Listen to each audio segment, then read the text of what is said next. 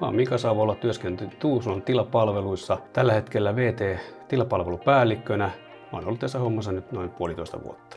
Meillä on kaiken kaikkiaan Tuusulan kunnassa 200 rakennusta, ja joista noin 80 on tämmöisessä aktiivikäytössä, ja ne on näitä päiväkoteja ja kouluja ja sote-kiinteistöjä. Ja me vastataan tosiaan kiinteistöjen ylläpidosta ja siitä, että kiinteistöt on turvalliset ja terveellistä käyttää.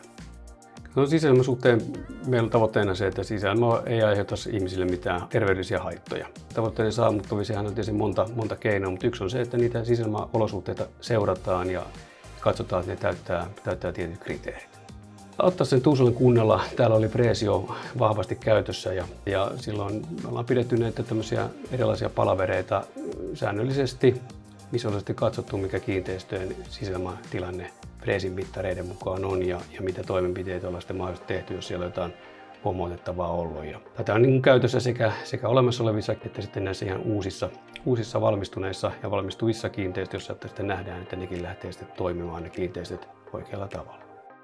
Preesi Cloudista me seurataan näiden kiinteistöjen sisäilmaolosuhteita, paineerot, lämpötilat, hiilidioksidiarvot ja näin poispäin. Preesissä on se hyvä puoli, että sillä nähdään niin kuin pitkän ajan seuranta.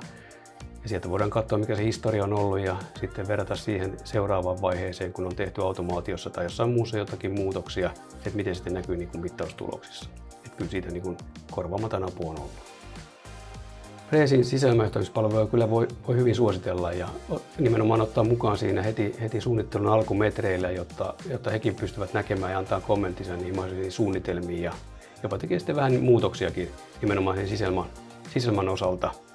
Siinä vaiheessa on vielä helppoja, halpoja usein tehdä.